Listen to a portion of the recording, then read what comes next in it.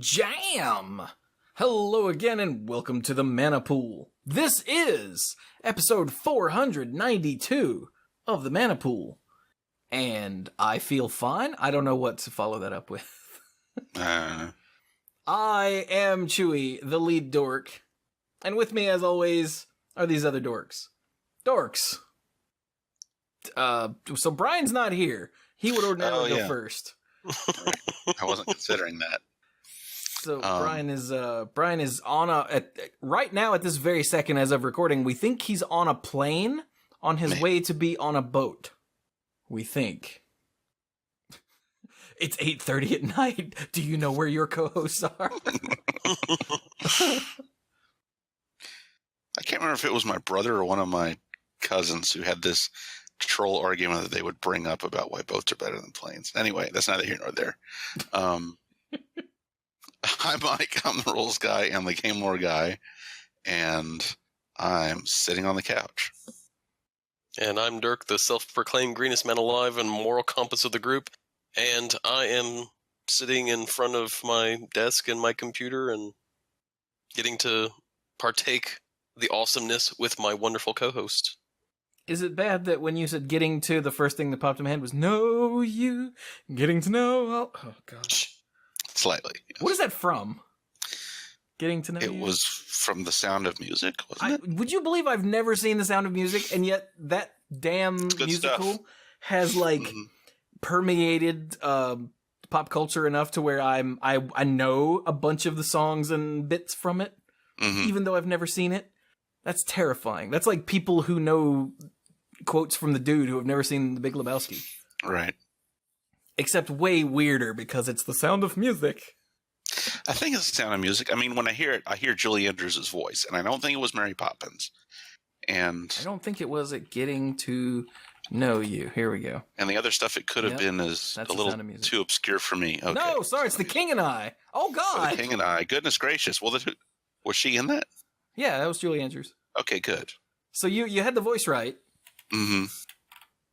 Okay, everyone who was singing this. I've never seen The King and I, but I know that song. I have seen a community play version of The King and I that I went to with Lex, which since it was with Lex, that tells you how long ago that was. Uh-huh. Huh. All right. Yeah, there you go. I've never seen The King and I, but I know that song too. God, we are all the worst. You may stop your angry tweets and comments. Oh, too late. You already hit send. Oh, real quick. I think I'm going to start doing this sort of thing at the beginning of the show to make sign-offs less painful. Let's test it on this episode. The Mana Pool is brought to you by... Okay, hang on. I've never actually worked out how to make this sound. I might actually make this like a separate recording. By the letter C. And by viewers like you, which in this case is true. The Mana Pool is brought to you by... essentially by our patrons, all of the wonderful people who throw support at us every month to keep things running. And the most generous of those are the Mana Pool Lifeguards, who I should like to thank right now. A big thanks to Kim Ho, Andrew Hunt, Al, Paul David, Lance Delicious, Tim U. Hellas How Are You, whose birthday was either today or yesterday, but I have no concept of the passage of time, so I don't know if that was yesterday that I sent that message or today.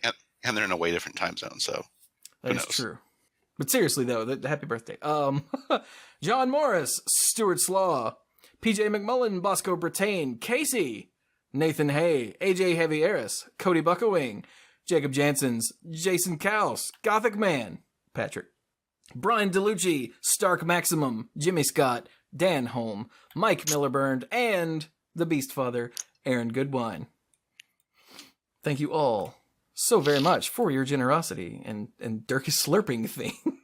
Apparently so. I'm trying to get something out of my teeth.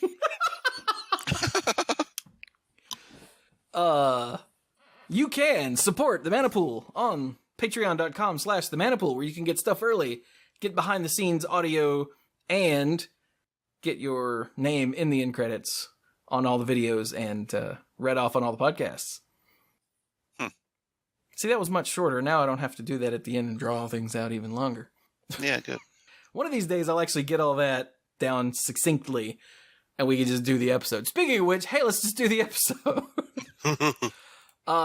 So new set has been revealed. Of course, it was revealed the day after we recorded because there was only 1 week of previews. So our show that went public on Sunday was horribly outdated by the time it went out, but that happens. Literally every expansion that happens, so we're used to it. I wouldn't say horribly. Usually we get 1 week of not being, horribly outdated, but Yeah. not so this time. But with a new set means the comprehensive rules changes happen. Yes.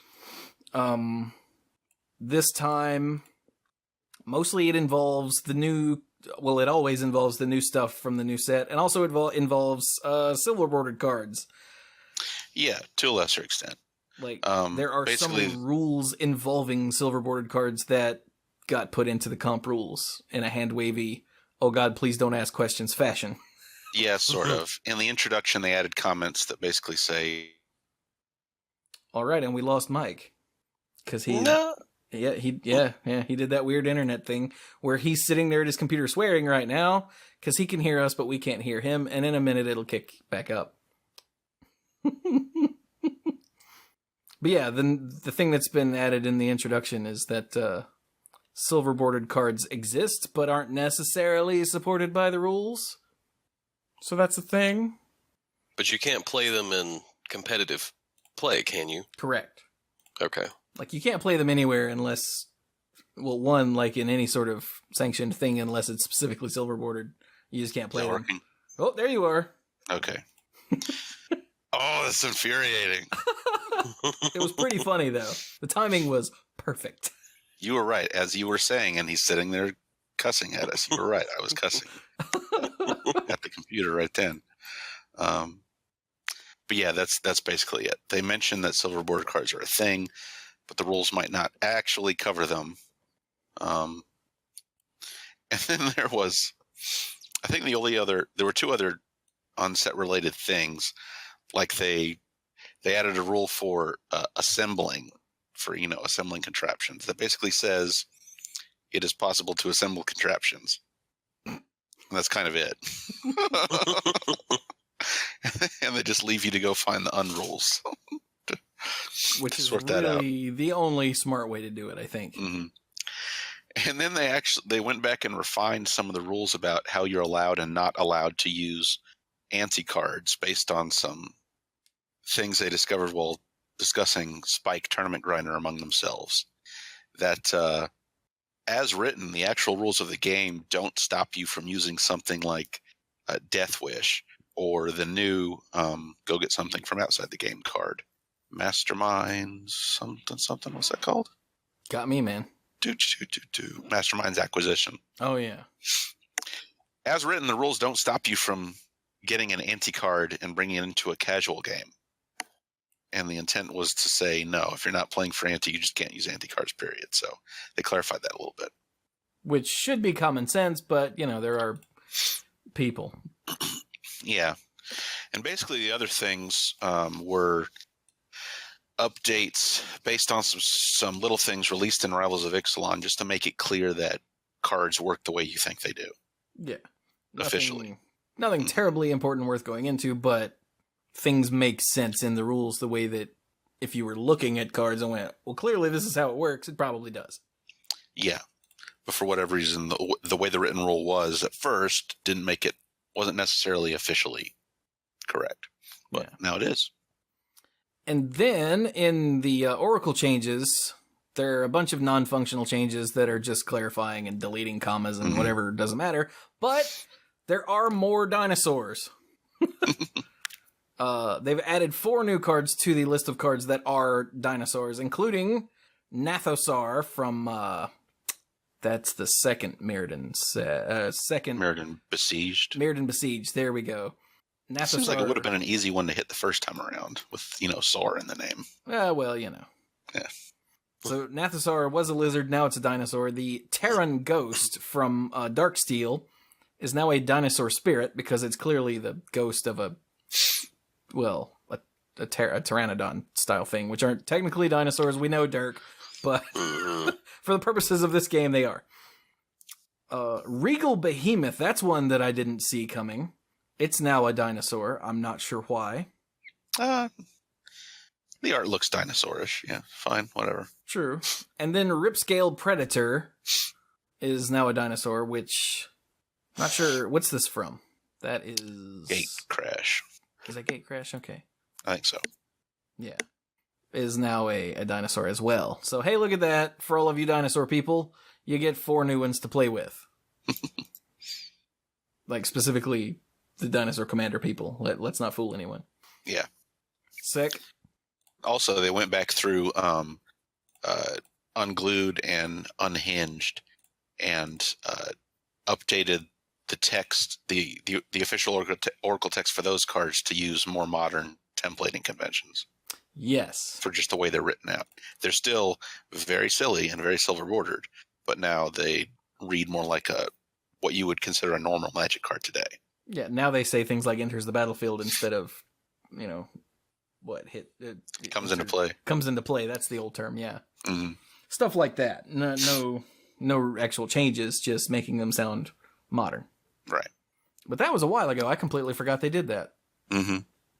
Good catch, Mike. Yeah, they mentioned that again here. Okay. In the introduction section of this update bulletin article. Okay. Well, there you go. So that's that. So now we should dive into the set, because we have a full set now. Were there one or two mythics that hadn't appeared yet? Yeah, there was one I saw in white just a minute ago, the Trap-Jaw Tyrant that we didn't talk about last time. Okay. That's the 5th dinosaur in the cycle, isn't it? No. No. That's not? No, because those were rare. Yeah, they had shown all the you're right. They had shown all the elder dinosaurs, Yeah, you're right, because the elders are actually rare. Mm-hmm. Yeah. It's weird. All right. So, Trap-Jaw Tyrant for 3 white is a 5/5 mythic dinosaur with Enrage. Whenever Trap-Jaw Tyrant. One more time. Trap-Jaw Tyrant. You think being a He-Man kid growing up, I would be able to say Trap-Jaw. Oh, I can say it by itself. Trap-Jaw. But I can't say Trap-Jaw Tyrant without thinking about it.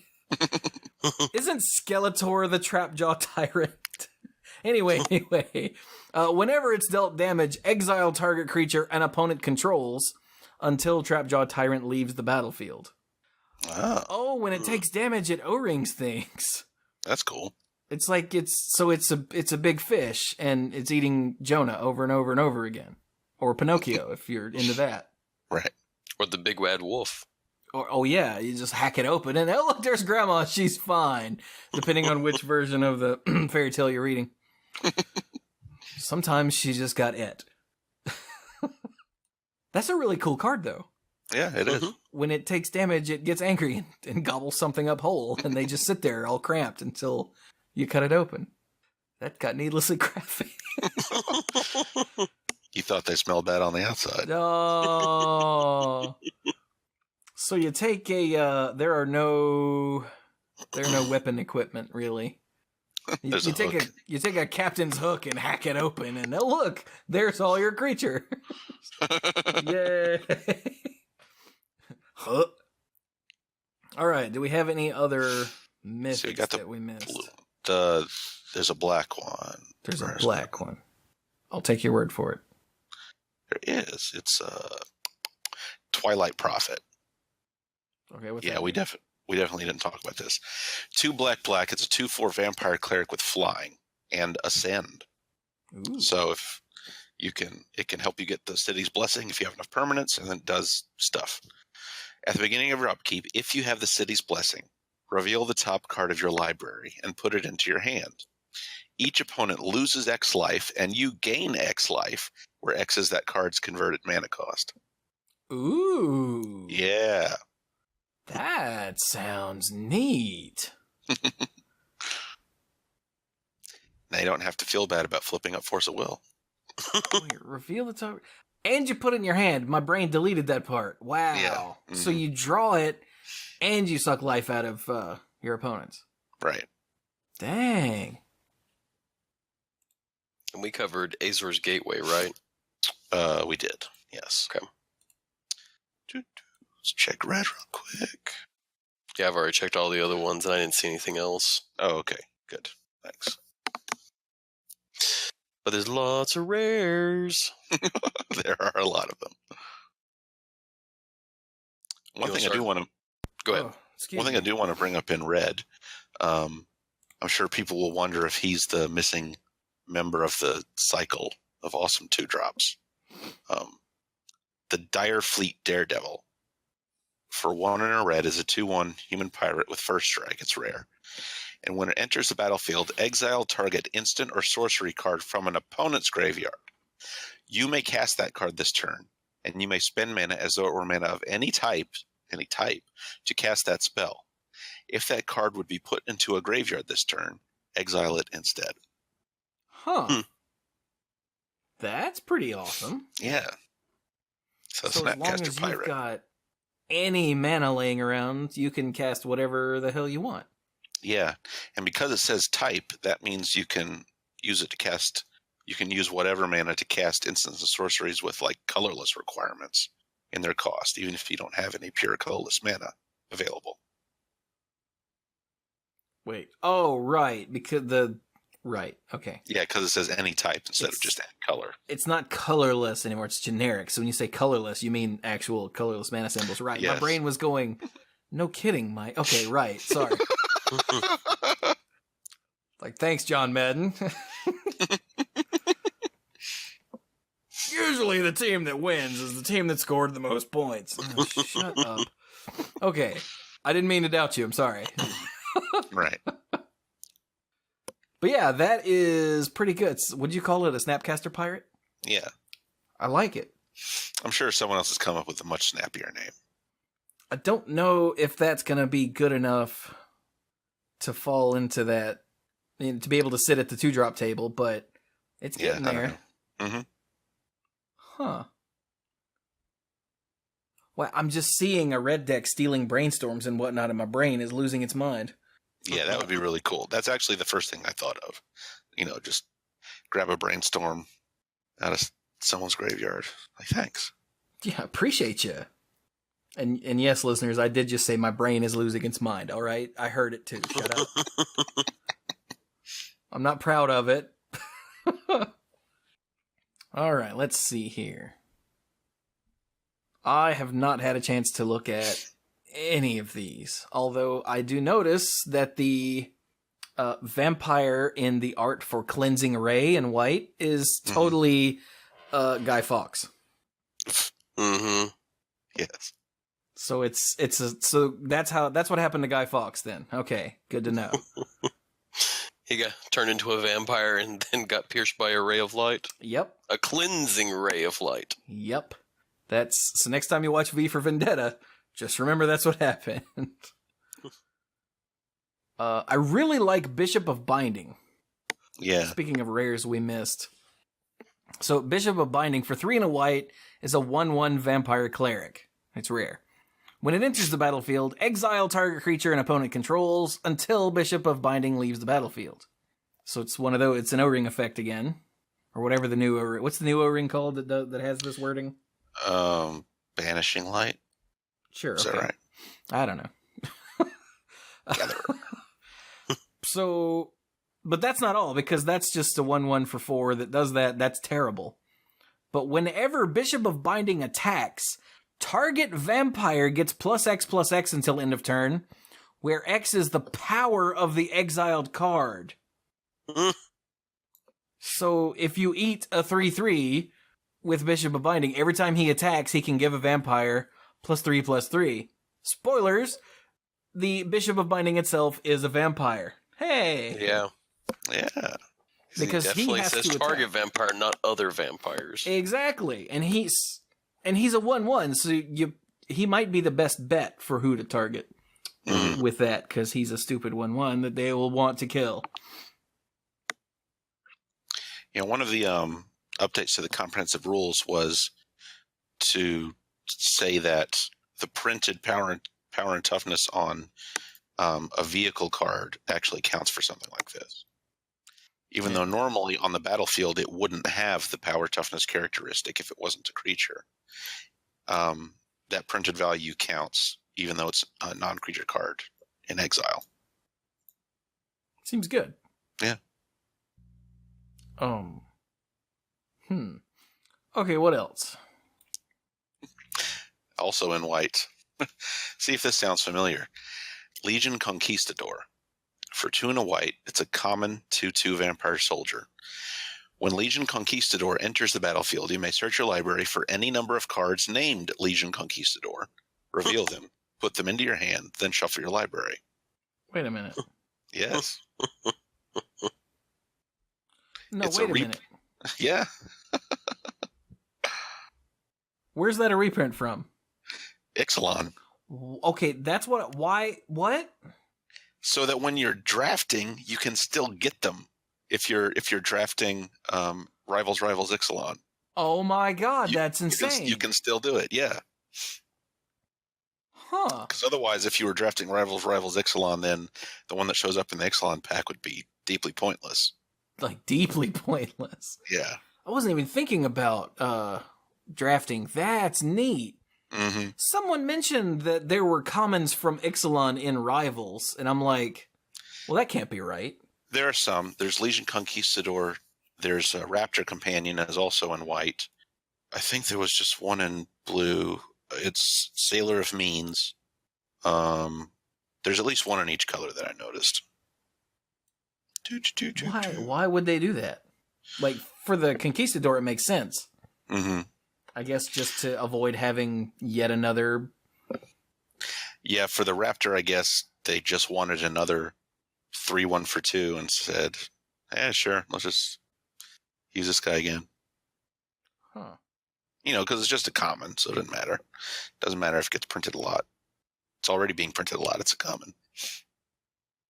I actually think that's kind of smart, because instead of having to create a new card, which would be sort of the filler, you have a card that goes and hunts for, copies of itself, and you just put that in the next set, so that specifically for drafting. Mm-hmm. Actually, I think that's kind of smart. Yeah, for that one, it's way smart, but for the others, it's really weird Mm-hmm. that they just... Okay, maybe there isn't at least one in each color, but I'm just skimming through these very quickly. I don't remember anymore. Fair enough. Like the Sailor of Means, especially, I don't get it. It's a 1/4 for 3 that makes a treasure. Human pirate. Yeah, which is a little more noteworthy because of anything that makes treasures a little more noteworthy because of Ascend. That's a good point. So maybe they just wanted another, horned turtle. They saw a slot where we already made the horned turtle treasure pirate, and it'd kind of be nice to have one here. Let's just do it again. Fair enough. Okay, so Rivals of Ixalan is actually in Gather, so I'm going to scroll through real quick.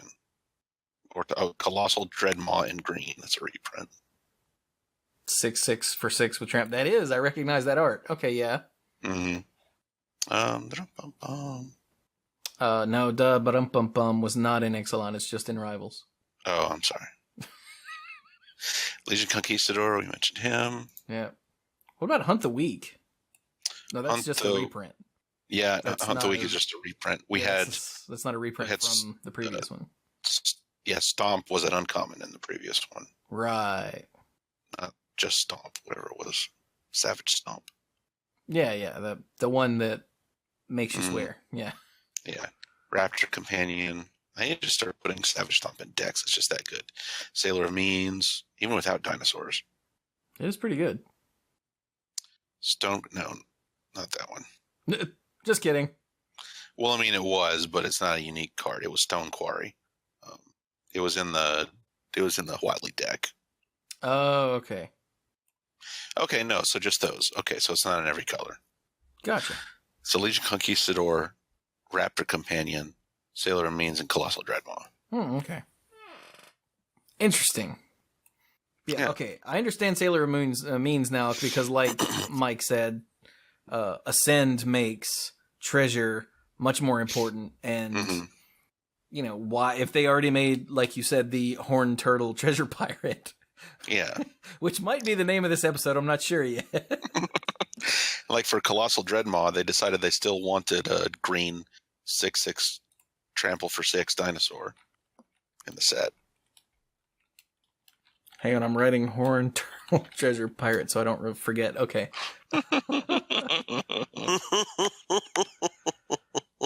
Because there's nothing like you guys being gone already off the call for like 3 hours, and I'm trying desperately to finish getting the show up, and I'm like, oh god, I had a name. What was it? That's the worst. Yeah, yeah, but also for sealed, when these things are when these things have a potential to show up in any of the packs you're looking at, still, that's there to help out whatever deck they're supposed to go in. It's a neat approach. It is, and it also it's a shortcut that saves time and effort and doesn't hurt anything. Yeah, because like I said, they're just commons anyway. Doesn't matter. Yeah, it's not like there's a mythic that's in both of them, and you're like, I don't know which pack to crack. Oh no. All right, so while we're still in white, is there anything else here that is just nifty that anybody wants to rant about? Excuse me, that was gross. I was looking at the Paladin of Atonement, and that seems like a kind of interesting card. Ooh, what's that do? I haven't seen that one. So for 1 in the white, it's a 1/1 rare Vampire Knight. At the beginning of your upkeep, if you lost life this turn, put a +1/+1 counter on Paladin of Atonement. Whoa, wait a minute. Wait. That's each upkeep. Wow. Cool. I missed that part, actually. Yeah, I was just reading it. I'm like, wait, Dirk said your upkeep. No, that's each upkeep. Yep, my bad. The beginning of each upkeep. So, and the second part says, when Paladin of Atonement dies, you gain life equal to its toughness. Hey, that's cool. So, if you're only losing 1 life a turn, then when he dies, you can actually gain all your life back. Huh. Or he at least has some life regeneration, life returning, ability to you. You recoup some of it. Mm-hmm. And dude gets bigger. Dude, that's really neat. It's not like, stupid overpowered, but it's really neat. Yeah, it's really cool. And he doesn't have to potentially, he can sort of grow all by himself without having to attack. And so he's sort of small to begin with, but then he can grow big enough that he can actually start doing stuff. Because that is sort of a thing with some of the creatures we had mentioned was they're actually kind of small, which means they can easily be removed and things of that sort. Huh. Well, that's pretty cool. I would just like to say the name Majestic Heliopterus. Actually, this might be one to watch out for at the pre-release for 3, which chances are you're listening to this after the pre-release, so sorry. Yeah, but for 3 and a white, it's an uncommon 2/2 dinosaur with flying, and when it attacks another target dinosaur you control, gains flying until end of turn. This is going to murder people at the pre-release, and they're going to be not happy. Yeah. Not going to really see that one coming. Yeah, the Majestic Heliopterus will pick up your big ass and fling it at your opponent. Come over and be like, come fly with me. Oh, so the Heliopterus and the Raptor Companion will reenact that scene from Superman that, from a physics perspective makes no sense. Yeah. Okay, moving on. I just wanted to say the name, and then I had to read the card. I feel like Sphinx's Decree needs to say draw a card on it or something, but it doesn't. I don't know. Wait, is that blue? No, it's white. Oh, okay. What's that do? For 1 and a white, it's a rare sorcery. Each opponent can't cast instant or sorcery spells during that player's next turn. Oh, hey, that's what Azor does. Yeah. Oh, I love the flavor text. Oh, yeah. Be still. That's Azor saying that. But yeah, I don't know. It just feels narrow enough. It's not like a silence where they can't play anything. It just feels like it needs to say draw a card on it to fill it out and make it worth a whole card. Because it's also a sorcery. Well, I guess it wouldn't matter since if it was an instant, trying to respond to something your opponent was doing. Couldn't stop them from doing that. True. Have you guys read Radiant Destiny? Radiant Destiny. I have not. It's on the row right above Sphinx Decree. Oh, okay. So for 2 and a white, it's a rare enchantment with Ascend. And as Radiant Destiny enters the battlefield, choose a creature type. Ta-da! Creatures you control of the chosen type get +1/+1. Awesome. Glorious anthem for the creatures of your choice. But wait, there's more. As long as you have the city's blessing, they also have vigilance. Ooh. Mm-hmm. See, I like that because a tribal deck that wants to use anthem effects like this, that's just +1/+1, is already probably going to have to try to get a ton of stuff on the board anyway. So you're already working towards the Ascend, so you're going to get this full bonus, which is really nifty. Yeah, it is. Oh, wait, here's another one. With a great name, Slaughter the Strong. For 1 white, it's a rare sorcery. Each player chooses any number of creatures he or she controls with total power 4 or less. Okay. Wait. Chooses any number of creatures with power 4 or less. Okay. Then sacrifices all other creatures he or she controls. Oh, wow. Yeah. So it's a reverse, Nope, I got nothing. Because it's... So that kills everything that's 4 or above? Oh, 5 or above. Oh. Anything bigger than 4. It definitely gets those because you can't, there's no way to choose them and still have a total power of 4 or less in the group that you chose. Oh, wait, it's total power 4. Oh, God. Yeah, the creatures you choose, the creatures that you choose to survive have to have a total power of 4 or less. Huh. So you're either going to get multiple tiny guys or one fair-sized guy or nothing if you only had huge guys. Is it possible to, well, of course it's possible. Never mind. So someone says Slaughter the Strong, and you go in response, I give one of my guys, -4/-0, using some spell or something. Yes. You can totally do that. Yes, you can. You're going to spawn by giant growthing one of their guys. Which is even funnier. Yeah. So what were you going to say, Dirk? Well, I was just going to say that the Ascent can... Ascent feels like that it's both a blessing and a curse with this card. Well, only if it's a buff kind of Ascend thing. Well, yeah, but... because the one right next to it, the Sky Marcher Aspirant, its Ascend just gives it flying. And that doesn't make a difference, but the card on the other side of Slaughter the Strong, Snubborn Sentry, if you have City's Blessing, it gets +3/+0 as long as you have the Blessing. So yeah. Wow. now it's a 0/3 to begin with, but essentially, it and something that's a 1-something will survive. But it starts out as a 0 and gets +3/+0 with City's Blessing.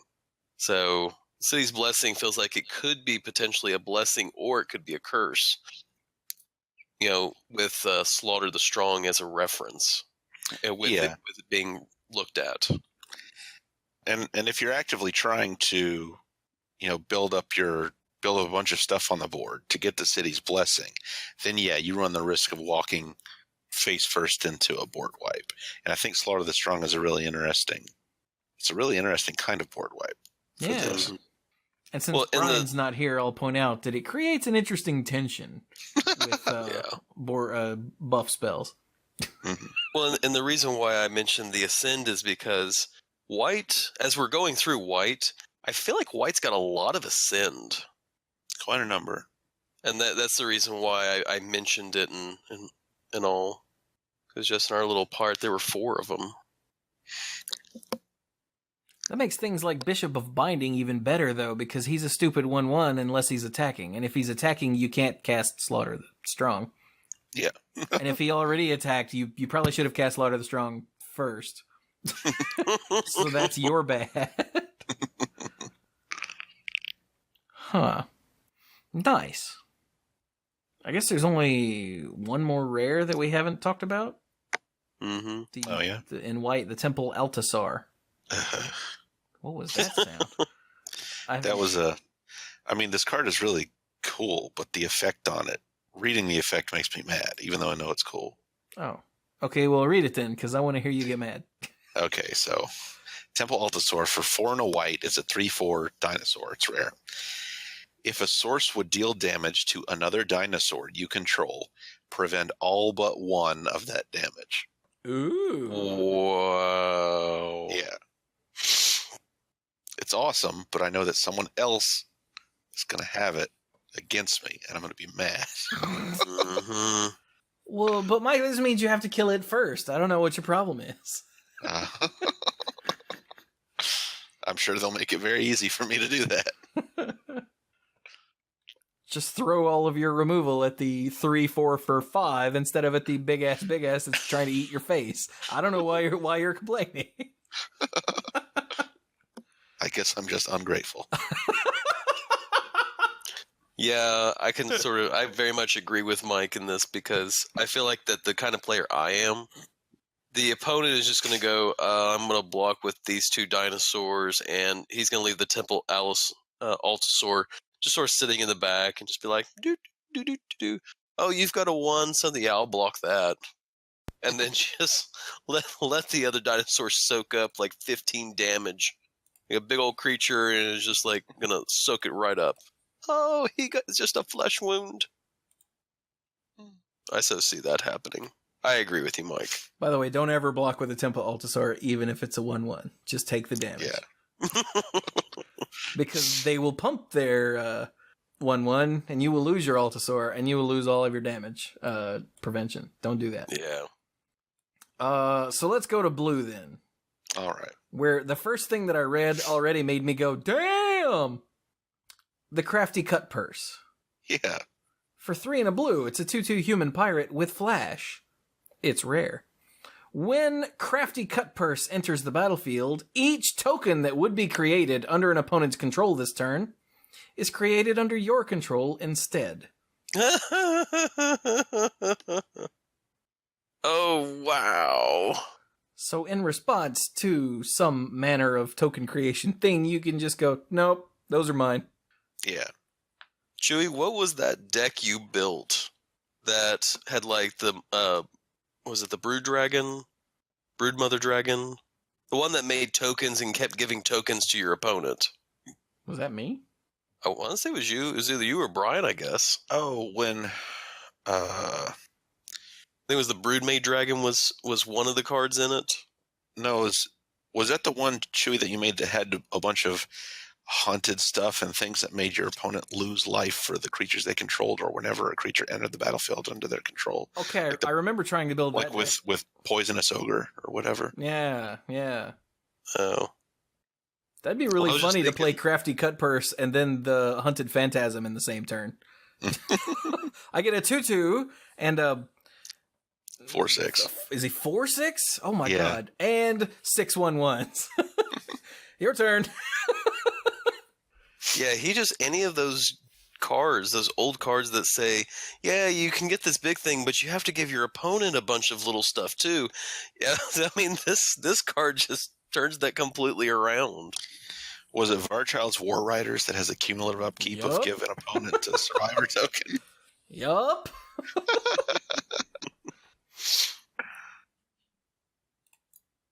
Wow. Oh wait, no, that's right.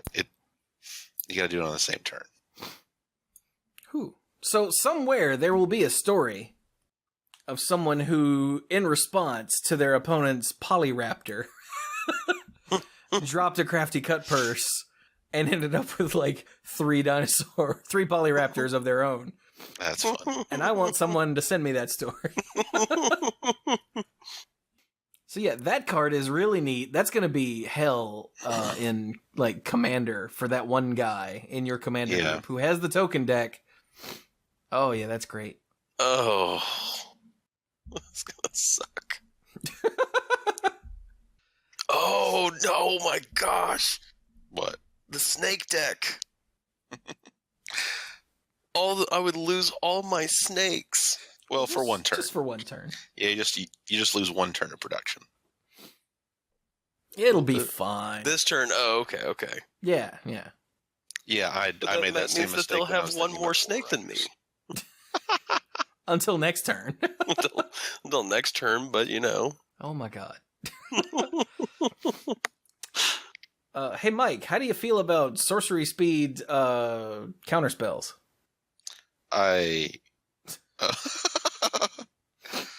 It's really instant speed, but sorcery, it's very weird. Yeah, Admiral's Order. For 1 blue, it's a rare instant. The normal effect is counter target spell, but also has a raid ability. If you attacked with a creature this turn, you can pay blue, just 1 blue mana, rather than pay this spell's mana cost. So it's a cancel until you attack, and then it's half a counter spell. What the hell? Yeah. A cheap counter spell. Yeah. So if they're trying to do anything on your turn, you just go, no. Yeah, or if they're trying to interfere with your attack that you just made. Yeah. And I think really that's what it's going to be. I just thought it was really interesting design space there. Mm-hmm. Because it's perfectly fine without the raid. Well, yeah. It's cancel. It's the gold standard, the bare minimum. Yeah, this is the card we have now. Yeah. But without it, it really makes attacking much more palatable, I think. Mm-hmm. But what if they... Oh, I don't care if they... Yeah, and even if they're not doing something to mess with your attack, if they're going to try to do something to mess with you in your second main or during your end step, then you have this. Yeah, at the end of your turn, nope.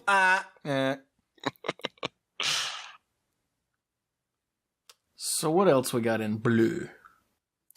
Blue. There's Induced Amnesia. Ooh, what's that? This is weird.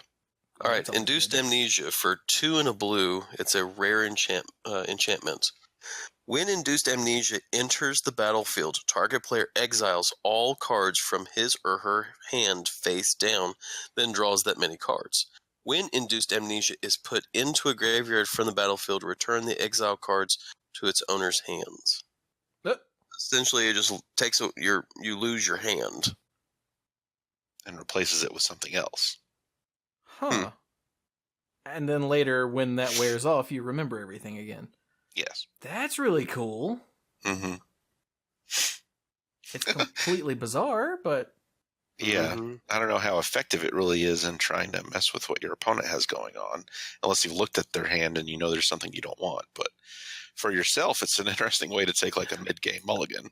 Well, that's actually what I thought, is that if there was some card that allowed you to like bounce it to your hand, then you could play this, be like, I don't want this hand, play Induced Amnesia, target yourself, your hand goes down, face down, you draw cards equal to that and go, okay, this is better, and then you remember, okay, there's a card in there that I need, bounce the Induced Amnesia. No, that doesn't work. It doesn't work? Go to the graveyard. Graveyard.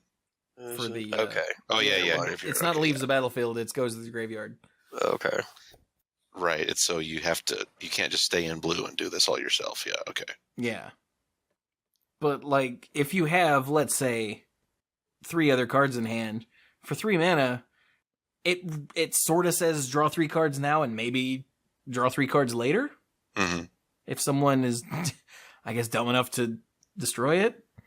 I don't know if there are things that say sacrifice permanent. Like there's some modern legal and legacy legal blue cards that can do it. Yeah, I think this is just neat. I don't think it's terribly useful. Actually, I have a question for you, Mike. Mm-hmm. If this is bounced back to your hand, what happens to the cards in exile? They're just exiled, right? Yeah, they just stay there. And since they're face down, they just stay there and no one can look at them. Okay, what if you play them again? Can you, and if it were to go to the graveyard, do those exile cards from the first round, would they go back to your hand, or do they stay exiled? They stay there, because for all the game can tell and the way the game treats it, is that the Induced Amnesia you're playing the second time is totally different from the one you played the first time. Okay. So it has no connection to those cards that were exiled the first time. That's why I was wondering. Mm-hmm. Once again, this is Dirk trying to find, like, is there some way I could break this card? Is there something about this card that I could be like, Judge? But, okay, that's an application. You know, bouncing it back and forth won't let you draw yourself an insane amount of cards. But bouncing it back and forth is one of the applications you can use on an opponent to just be, you know, milling them. Just be a jerk. Yeah. Yeah. Oh, God. I love the way Mike said that all upbeat. Yeah. Yeah. Isn't that great? We're being dicks. Yeah. You got 7 cards here. Why don't you put those down? Get 7 more cards. I'll take that back. Yeah, just forget all that for now. Okay, forget that too. Oh, crap. You can draw 7 more cards forget for that me. one. Forget that one. Sorry. Okay, wait. Oh my gosh. I just So this could be abused. okay, look, we're spending way too long on a dumb blue enchantment. I just read another card that trips me out. Mm-hmm. Release to the Wind. Ah. For 2 and a blue, it's a rare instant. Exile target non-land permanent. For as long as that card remains exiled, its owner may cast it without paying its mana cost. So that's a get that other thing from across the board out of the way for now. Yeah. Like for a turn. Mm-hmm. Or it's get a second use out of it's a delayed blink. Yes. It's a delayed blink. Yeah, it's a blink that makes it wait just even slightly more longer to come back, depending on the circumstances. Or you can just use an ability and then put it away until later, because as long as that card remains exiled, its owner may there's no end to that effect. Yeah. It just sits there and you can do it whenever you feel like it. Mm-hmm. Oh, that's really cool. It's a blink that you control without spending any mana. Right. Dude, I like this. Oh, yeah, if you're using it on one of your things, right. Mm-hmm. Yeah. Like, oh no. They've got a board sweep. I'll exile this guy. And then you're like, you know what? I know they've got another removal spell in hand, so I'm gonna wait. Okay, so that's cool. Or it's another way to re-induce some amnesia on your opponent. It does say non-land permanent, yeah. Damn. All right then. Right, so right above that, did we talk about Kumena's Awakening last time? I don't think so. I can't remember if we did or not. I don't know. 2 blue. It's rare enchantment. It has Ascend. So if you have 10 or more things, you get the city's blessing. At the beginning of your upkeep, each player draws a card. If you have the city's blessing, instead, only you draw a card. Yeah, it seems pretty good. Yeah. Once you hit the city's blessing, it's your own personal Howling Mine. Right. Seems good. And we can see that it's possible for multiple people to get the city's blessing as they're fighting over it. Because, Vona's Hunger was one of the first cards from the set we saw that showed Vona getting the city's blessing. Here we have Kumena getting the city's blessing. And, there's probably has to be at least one other showing someone else getting it, as people are, actually in Rasca now fighting over the Immortal Sun. Neat. So, Derek, what were you about to say? I was just going to say the last rare we haven't talked about is the Seafloor Oracle, and it's kind of weird because there's enough mechanics that we've seen that are rare that actually feel rare, and this just doesn't terribly feel rare to me. For 2 and 2 blue, it's a rare Merfolk Wizard that's a 2/3. Whenever a Merfolk you control deals combat damage to a player, draw a card. I guess that because it gives all Merfolk the ability to do that. Yeah. Yeah, if you is the reason why. If you connect with 2 Merfolk, you draw 2 cards. That's insane. Yeah. Wait, you used to play with that. Isn't there a sliver that does this? Yeah. There's a sliver. There's also a blue enchantment, Coastal Piracy. Or is that one or more? Coastal Piracy does not sound like that in my head, but I can't remember what it says. Whenever a creature you control deals combat damage to an opponent, you may draw a card. What's the rarity on it? Okay, that's why I'm getting messed. It was uncommon in Mercadian Masks. It was rare in 8th edition. Okay, yeah. I was just seeing the uncommon version in my head. What was the sliver that did that? Like, it's killing me. Thought Sliver? Seems reasonable. I figured it was thought something or mind something. Deals. It might be Mind Sliver. It's the blue one that's sort of spirity. That's I want to say it's either thought or mind. Search. It is Synapse. Oh, that's what it is. So Synapse. It deals with mind and thoughts. Yes. Yes. I also want to talk about sea legs because I love the flavor. For a single blue, it's a common aura, enchant creature, with flash, which is important. Enchanted creature gets +0/+2 as long as it's a pirate.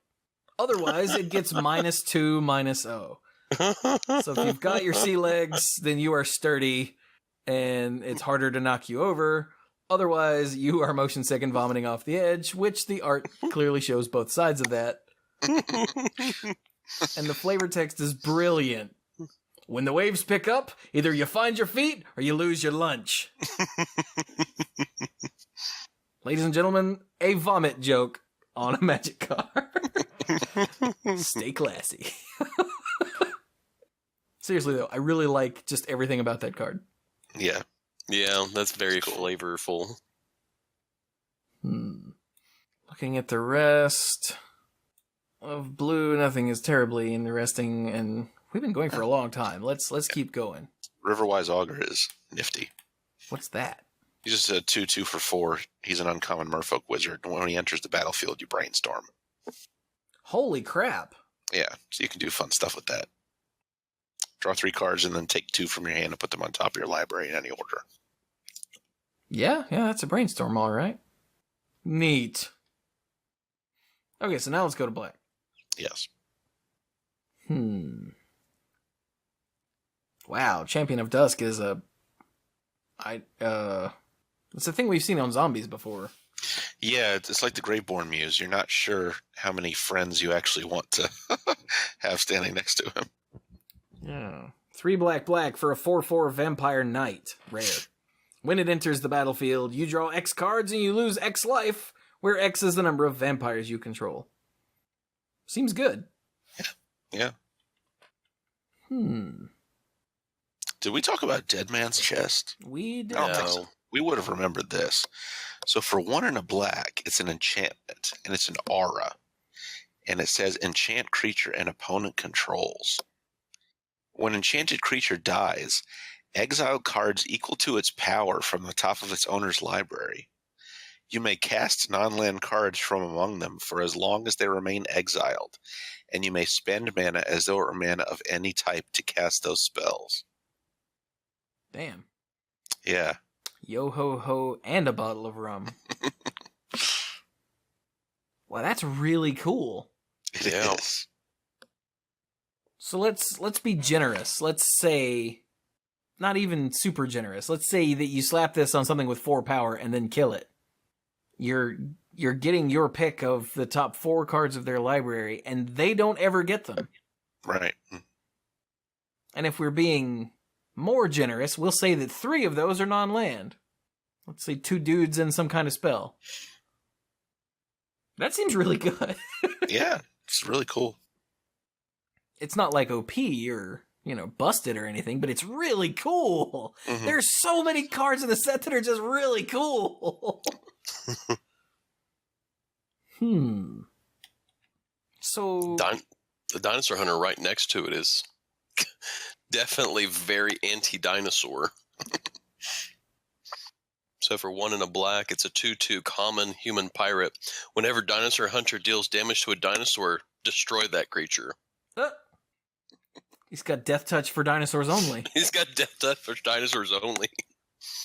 Well, that's awkward. The foul beast jumped me, but I got away. You best believe when I find it again, it won't get away so easy.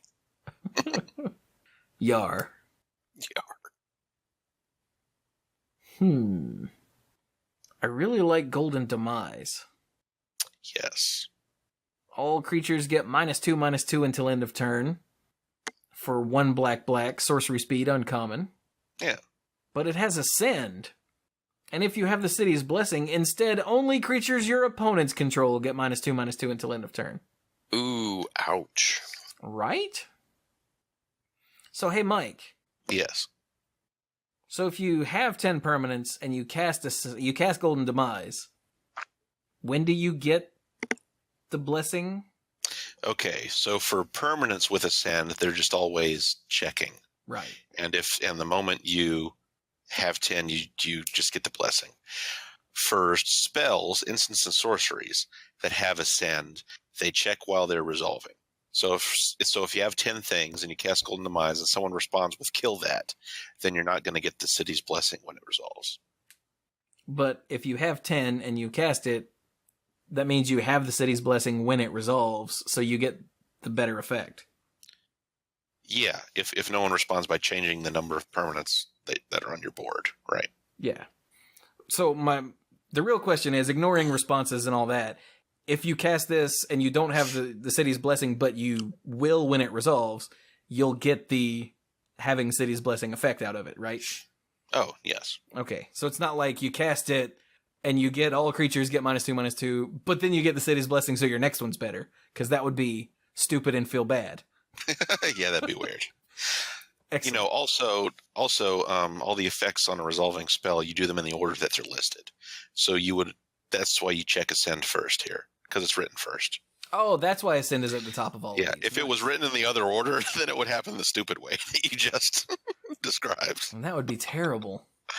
And it probably wouldn't happen at all, because you might have just killed several of your creatures by it. Whoops. All right, then. Oh, here's Mastermind's acquisition that you were talking about earlier. Mm-hmm. I thought we talked about that last week. Or maybe I said it during my final thoughts or something. I don't think so. Maybe you were busy messing with something during final thoughts. I don't know. Are you implying that I am not paying attention 100% of the time during recording, Mike? Yeah, it was not an implication. What? I wasn't listening. That's why I asked if it was an implication. I don't remember us talking about this at all, though, but... No, you can go ahead. Oh, but Okay, fine. So Mastermind's acquisition for 2 black is a rare sorcery that says choose one. Diabolic Tutor or... Death Wish, except you don't have to... without the life loss, yeah. Yeah, without the life loss. So you either search your library search your library for a card, put it in your hand, and shuffle, Diabolic Tutor, or choose a card you own from outside the game and put it into your hand. Huh. So it's Diabolic Wish? Yes. Death Tutor? Death... Oh, I kind of like that, actually. No, let's not call it that, because they're going to print a card called Death Tutor. It's going to be sick. Huh. So, okay, Diabolic Tutor's always been kind of lame because it's 4 mana to just find a card. Yeah, and it's okay. Yeah. Yeah, it's all right, you know. For those of us that grew up with Demonic Tutor, it's a massive piece of crap. But, you know, if you don't know Demonic Tutor, then it's fine. Demonic Tutor is also wildly unfair, but... Exactly. But I think having either option to either go find a card or, you know, get something out of your sideboard, or if you're playing casually, you know, your binder, I think that's probably really cool. Yes. Neat. Okay, moving on. So we talked about Ravenous Chupacabra briefly last time. We did. And it has since become the source of a rant from Patrick Sullivan during the coverage for the SCG Open last week. Oh, yeah? About card design and how this is, well, bad card design in a set. Because, why is that? Apparently, someone, I think he mentions Patrick Chapin, came up with this idea called the Baneslayer rule. And would Baneslayer Angel as a card be playable in a current standard? And the answer is just nah, because Baneslayer Angel doesn't do anything. But it dies to Doomblade. But it dies to... Shut up, Mike. But no, I think the point is that standard is too fast and for a card like Baneslayer Angel to exist. And this is one of those cards that is contributing to that.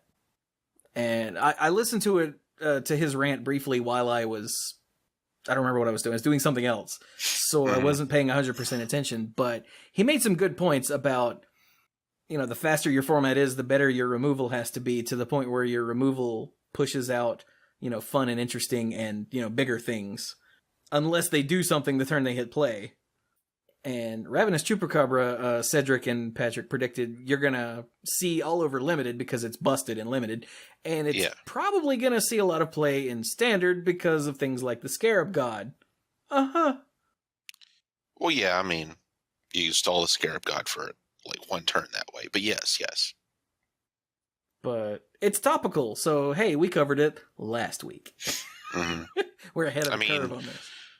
I guess the reason he's ranting about Ravenous Chupacabra and not Impale is because the Chupacabra is also a 2/2, but whatever. I mean, it's the same thing as Impale, and I doubt that offends him. Well, no, because that doesn't leave a body behind and interact with existing decks already. Yeah, I know. But it is a 2/2 for 4. If you're talking about it that way.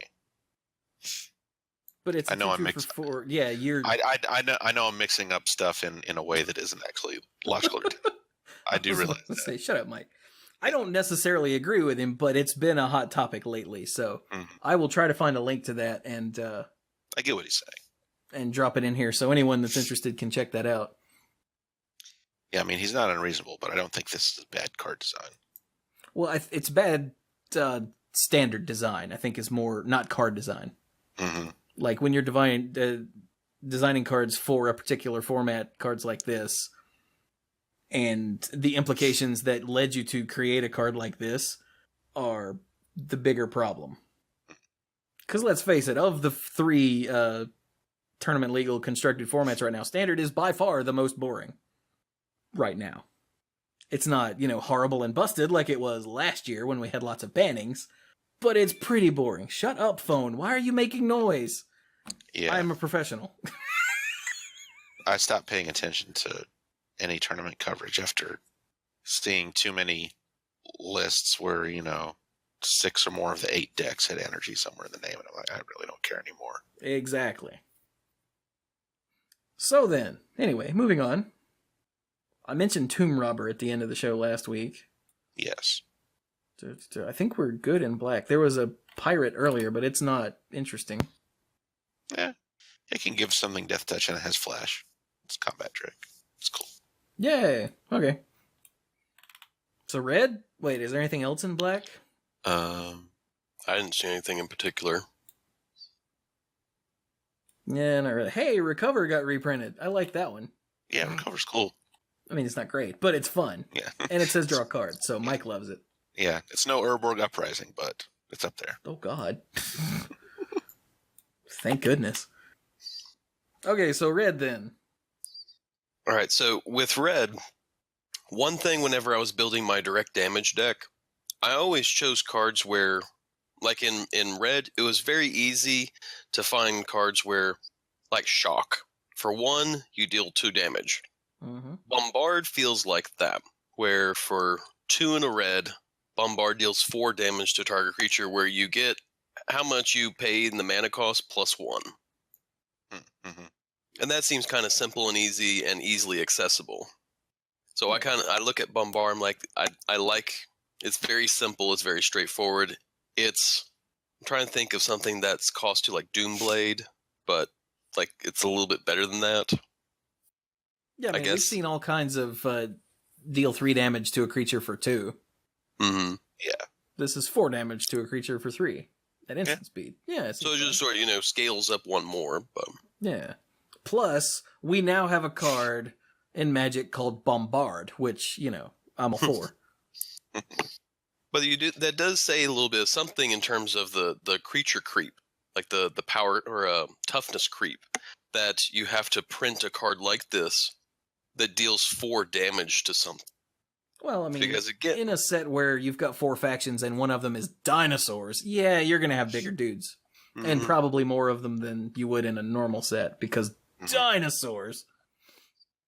But again, that's just one of those things that whenever you think of, power and toughness and all that, the creep that goes along with that, like I think, wasn't there a discussion about Lightning Bolt at some point that, the fact it got reprinted says something about the toughness and power creep in Magic at the time that it was reprinted, that you have to have this card in order to control creatures, because if you just reprinted Shock, it had almost no effect on the creatures in the set. Mm-hmm. And so this is, again, another example of the creatures are getting big enough at this point. You have to print a card like Bombard just so you have something that could essentially be in one-shot kills of one creature, of target creature. Yeah. And it has to be something that it isn't going to kill everything, but it's still going to be useful way more often than it isn't. Right. Yeah. Nice. There's a really cool design right below it that I like. The Charging Tuscadon. Yes. For 3 red, it's an uncommon. It's a 4/4 dinosaur, and it has trample. If Charging Tuscadon would deal combat damage to a player, it deals double that damage to that player instead. Oof. And the fact that it has trample makes that way funnier. Yeah. So it'll be dealing, normal damage to the creature, whatever it is assigned. But any trample damage that gets assigned over top of the creature gets a bonus. And that's really neat. So if you block it with a 3/3, your blocker takes 3, but you take 2 instead of just the 1, and it's enough to throw combat math out the window. And also, it's enough to really force you to block it and kill it. Yeah. Because 8 damage, that's a lot to be taking from one creature unbuffed. That's a lot. And just like normal double strike situations, it makes pump spells and other pump effects extremely impactful. Yeah. I was just about to say, hey, Chewie, you want to do some combat math? Put double strike on it. Well, then it would do... unblocked, it would do 16 damage if you gave it double strike. So, yeah. Maybe you should probably block that? just a little bit, man. Kind of glad it's not a pirate because of Buccaneer's Bravado right next to it. Yeah. Buccaneer's Bravado, for 1 and a red, says choose 1. Target creature gets +1/+1 in first strike until end of turn, or target pirate gets +1/+1 in double strike. So that's pretty good. Never underestimate the power of panache. Yeah, there's a reason that pirates dress the way they do. Because double strike.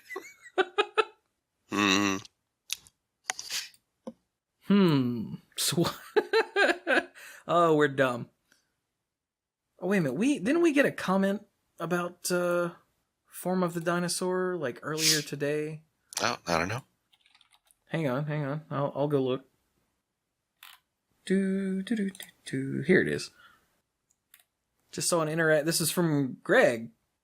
Just saw an interaction that you guys might find funny. Form of the Dinosaur's damage effect is sequential, not simultaneous. So if the 15 damage causes the damaged creature's power to change, say with Wither or Soulscar Mage, the creature will damage you based on the new power, which will likely be 0. Huh. Wait, is that sequential? Maybe? It's hard to tell with some of these things. Just a second.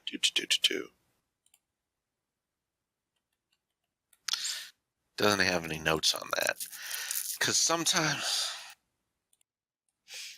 I don't know. I know there's some templating convention that's supposed to make it clear whether it's sequential or simultaneous, but I can't remember what that is. I can't remember if they have to be 2 separate sentences, or if just the way it's phrased, like with an and in the middle with steps. It's just, I don't know. I would imagine it would be simultaneous because it says beginning of your upkeep deals 15 damage to target creature, and that creature deals damage to you. If it was sequential, wouldn't it deal 15 damage to the creature first, potentially kill it, which would prevent it from dealing damage to you if it was sequential? Well, the creature wouldn't die in the middle of the ability resolving, so that wouldn't be a problem. The creature would have to wait until the ability finished resolving to die, which is the way the rules work. So I looked in the release notes and didn't see anything. Mm-hmm. And the same bulleted notes are what's in the rulings and Gatherer. It's not that we doubt you, Greg. It's just that we don't see that on the card because it doesn't say then that creature deals damage. Yeah. Can't remember. Is Arena an actual fight? And the question had to do with Wither? Or the comment had to do with Wither? Yeah, like if, Do you remember what the name of that giant and time spiral block was that had an activated ability that sort of made things fight? Or him fight with something else? No. Okay. I think I can see the art, but... I'm just trying to think of something that I know works sequentially so I can see how it's written.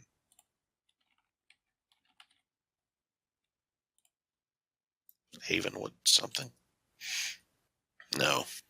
So, yeah, Dirk, like, Soulscar Mage is a creature from Amonkhet that, if a source you control would deal non-combat damage to a creature an opponent controls, put that many -1/-1 counters on that creature instead, which is essentially giving your non-combat damage Wither. Okay. Essentially. Because only thing I recollect is I remember that Wither was something that creatures had from Scars of Mirrodin. Mm-hmm. Yeah. I remember that was when I remember Wither showing up, and that was creatures that did it, not spells. And so that's why I was like, I don't see how this would do that, but... Okay, so Dirkwood Tracker was what I was looking for. Really? And this one they're actually separate sentences. So that's why that's sequential. I don't know. It's not clear. So if that works, that's awesome. And if not, that's understandable why you would think that. Yes. Huh. Okay then, sorry to derail. He also said that he typed Form of the Dragon first without thinking because he's old school like that. Which, yeah, I have said Form of the Dragon a few times when trying to talk about Form of the Dinosaur. Same reason. Yeah, they're not too far from each other, are they? And yeah, and by the time my brain finishes forming Form of the... it's just Ragan is what follows, because what else is there? Nothing. That'll be the next set when there's a dog that does this. Ah, yeah, the Form of the dog. In the next unset, we'll get Form of the Donkey. It'll be awesome. You don't think they'll go for Form of the Ass? Maybe Form of Dad Ass? And then just put tap in front. Oh, that sounded like a thing I'd say. Did we ever talk about Brass's Bounty here, or was that just on M&M when it was a preview of some sort? Wasn't that a promo card that was shown early-ish? Yeah. Yeah, I want to say that was one of the cards that we discussed. And Blood Moon Blood Sun was another one. Well, just in case we missed it back in the day, Brass's Bounty for 6 and a red is a rare sorcery that says, for each land you control, get a treasure. Which is kind of nuts. Yeah. Mm-hmm. If you didn't have the city's blessing before, I hope you have it now. Right? Because even if you're using treasure to make that, I mean, surely you've got at least, 5 lands out? Yeah. And you're also making a bunch of artifacts, which of course might mean something for other stuff you have going on. True.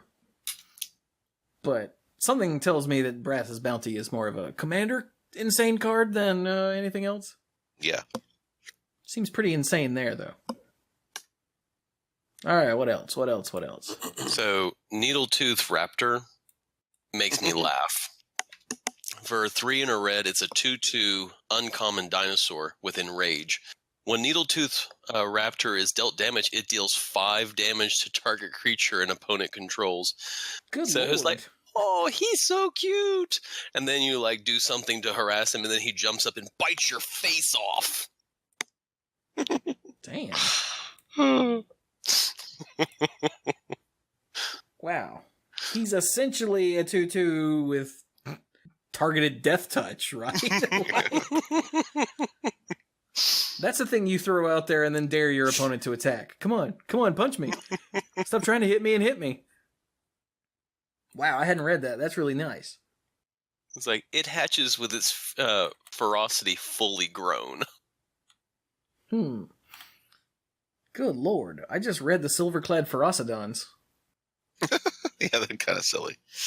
For 5 red, it's an 8/5 dinosaur that's rare. And whenever it's dealt damage, each opponent sacrifices a permanent. I mean, for 7 mana, it better do something silly. And yeah, it's pretty silly. Multiplayer game, that would be something. And then I ping it. Oh, come on, man. Well, you could just not block. It's always an option. Buh. Oh, if you could deal it damage somehow. Like you yourself be like, and I'm going to hit it. I'm going to ping it. Just sit there and ping it. Ping it once it's had a chance to shift turns. Just make everybody clear their board. It makes Reckless Rage up above. Lots of the Enrage cards, make things that hurt your own creatures just look way better. Yeah, there are several ways in red in these 2 sets to accidentally on purpose damage your own creatures. But Reckless Rage is really sick with it. Because for a single red, it's an instant that deals 4 damage to target creature you don't control, and 2 damage to target creature you do control. So you... one of theirs, and then you... I don't know if you heard that, but flick it real hard. Flick one of yours. And if it happens to be a Silverclad Ferocidons, then, you've just destroyed 2 of their creatures. One with 4 damage and one with them sacking. Yeah, that's gone. Yeah. Nice. So then we've got the Summoner at the bottom. What is this? Tillinolli's Summoner. For 1 and a red, is a 1/1 human shaman. Has Ascend. Whenever Tillinolli's Summoner attacks, you may pay X and a red. If you do, create X 1/1 red elemental creature tokens that are tapped and attacking. At the beginning of the next end step, exile those tokens unless you have the city's blessing. Oh, wow. Yes. Dude, that's really cool. Yeah, I mean, even if you have a half-decent board presence before the Summoner attacks, and you have any, meaningful amount of mana, not even a bunch, you're going to get the blessing after the tokens are created. And then they can stick around. So it's extra damage. It gets you to the city's blessing. And if it does get you to the city's blessing, then it's extra dudes. Because you probably only get 1 attack. Let's be real. Yeah.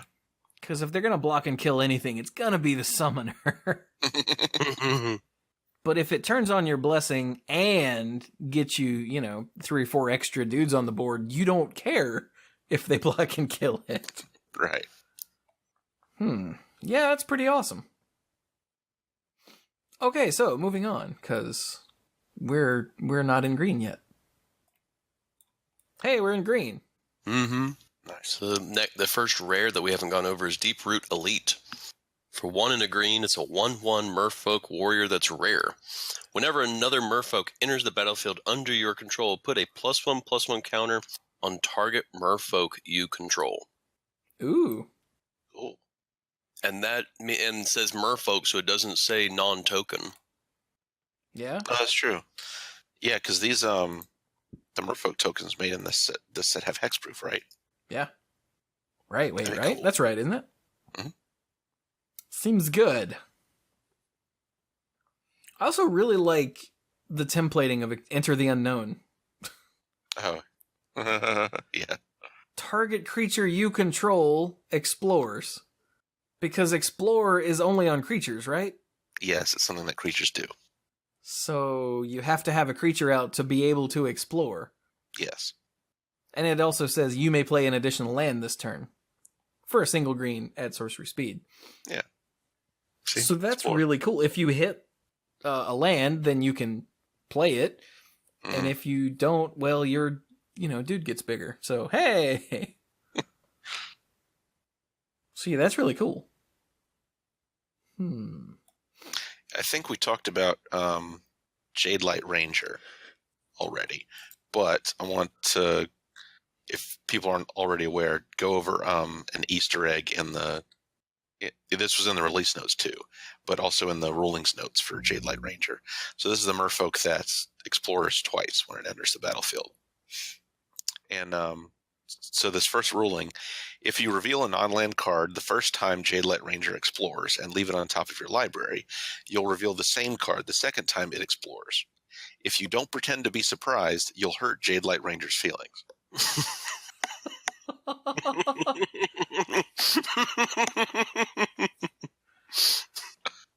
Anybody else worry about Eli Schifrin?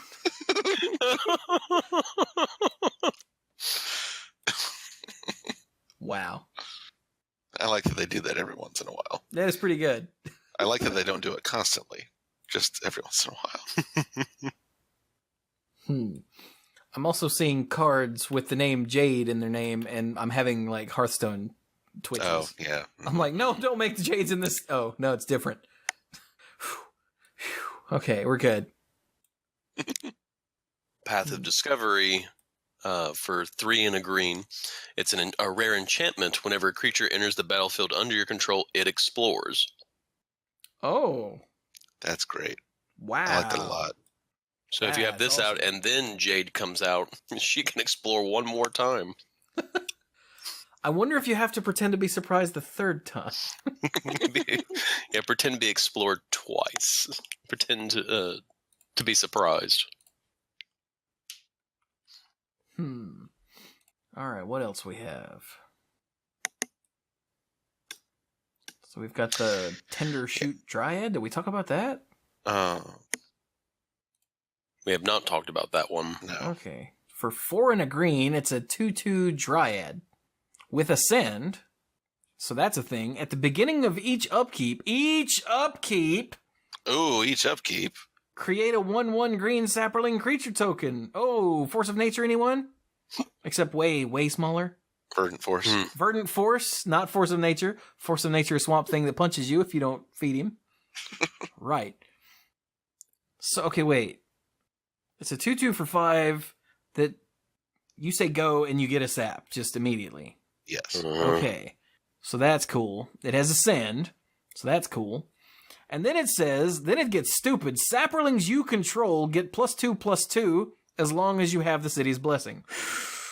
Yeah. Dang. They got stupidly big real fast.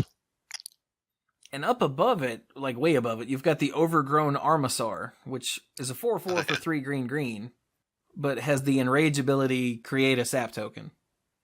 They're the only places that I saw that, but then, to be fair, I wasn't looking. I think those are the only places where saplings appear. Okay. Which is good, because it's not one of the, themes of the set or anything. Right. But that Tender Shoot Triad is neat. Okay, what else? What else is the Wayward Sword Tooth? For 2 and a green, it's a 5/5 dinosaur. I'm sorry, what? For 2 and a green, it's a 5/5 dinosaur. Okay, I like it already. It has Ascend, so it checks for the blessing. You may play an additional land on each of your turns. Are you kidding me, Mike? Not yet. Wayward Sword Tooth can't attack or block unless you have the city's blessing. Oh, there's the drawback, quote unquote. Dude, for 3 mana, I will gladly play anything that gives me extra lands every turn. Yeah. Because it feels like this goes down early. And yeah, it doesn't do anything attack-wise, but that's a lot of a mana acceleration early game. Mm-hmm. And yes, you have to actually draw the lands to get the most out of this, to get multiple land plays in multiple turns back to back. But with all the support you can get from exploration, it's more likely that you're going to be able to do that. Yeah. And then once you hit 10, then you've got a 5/5 monster that can start smashing things. Yes. Like that door. Like that door. Huh. And the last rare card for green is World Shaper. Yeah, we didn't talk about this one, did we? No, because Mike would have had a small heart attack. So for 3 and a green, it's a 3/3 Merfolk Shaman that's rare. Whenever World Shaper attacks, you may put the top 3 cards of your library into your graveyard. Calm down, Mike. When World Shaper dies, put all land cards from your graveyard onto the battlefield tapped. Holy crap! Okay, Landfall, anybody? So that's awesome, right? Yes. Okay, just making sure I hadn't missed something. Mm-hmm. Because that means if you sacrifice or something happened to those lands, they go back onto the battlefield. Mm-hmm. Yeah, like if you threw them into your graveyard with when the World Shaper attacked. Well, no, I'm just saying that. Yeah. Or if you are doing some crazy desert synergy stuff and you sacrifice them for desert effects. Well, I was just thinking if you made it a creature. I don't know in this set if there's something that makes lands creatures or not. But, I don't remember. But I know that's typically a green thing to do occasionally is to say, hey, this forest is going to walk up on you. So yeah, that's really cool. Mm-hmm. That has potential in other formats. It might be kind of slow for other formats. Like, thinking of Modern, it might be kind of slow, but yeah, it's not too slow for Commander. No. Because it doesn't say basic lands, it just says all lands. So yeah, if someone's going in and wiping out your specialty type of lands, this will get them all back. Or you grab back the Evolving Wilds or whatever else you used earlier. Oh, yeah. Yeah, I was just thinking get back 3 fetches, immediately crack them. Well, they enter tapped, so. Okay, immediately tap them later. There you go. Shut up. Yes, sir. Don't let my dreams be dreams. I've got that thing that makes things not tap when they show up. Shut up. Let's go to multicolored cards. I think we talked. Well, no. The only one. Let's see. There's the Proteum Raider. Sorry. Yeah, the Raider, and then the one right below it. I don't think. Right. Those are the only rare ones we haven't talked about. Mm-hmm. So the Protean Raider is for 1 a blue and a red. It's a 2/2 shapeshifter pirate.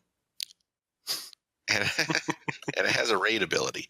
If you attack with a creature this turn, you may have Protean Raider enter the battlefield as a copy of any creature on the battlefield.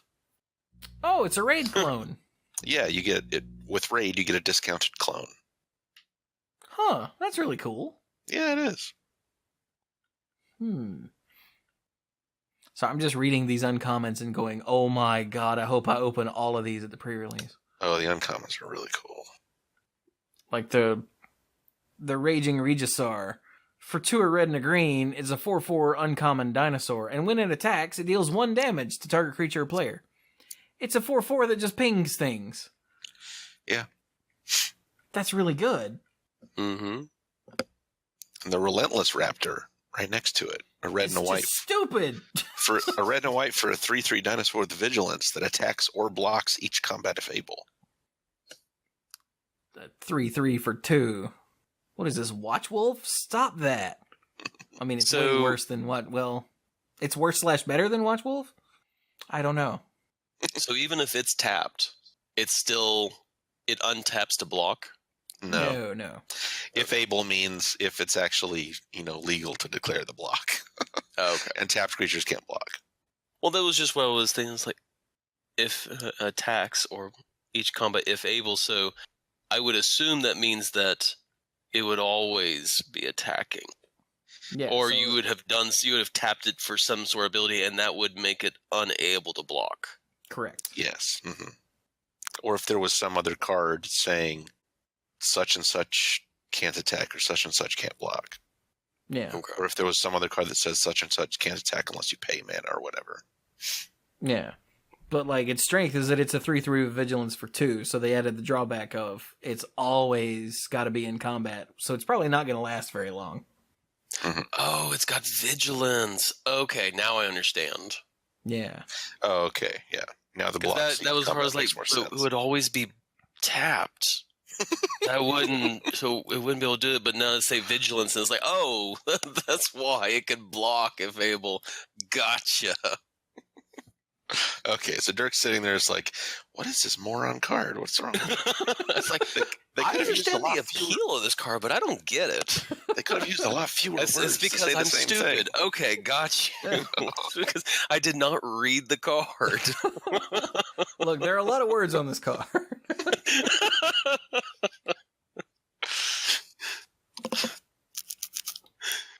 Oh. Yeah, there are many things this card does say. Yeah, be Thank sure you, you catch them Mike. all. Well, I'll grab the rare at the end. That's the Siegehorn Ceratops. And for a green and white, it's a 2/2 rare dinosaur that has Enrage. Whenever the Siegehorn Ceratop is dealt damage, put 2 +1/+1 counters on it. Wow, if you get 1 activation on this, you're just set, right? Mm-hmm. Mm-hmm. Like, if you can manage to ping it for 1 somehow, or hope that they're dumb enough to attack, or something, Yeah. like, then you're good for the rest of the game. Well, if you're playing, was it Junt? Red, green, white? Naya. Red, green, Naya. Naya. Raging Regisaur deals 1 damage, so attack, ping the Ceratops, Mhm. it goes up, you're good to go. They're all dinosaurs, so. Oh, excuse me.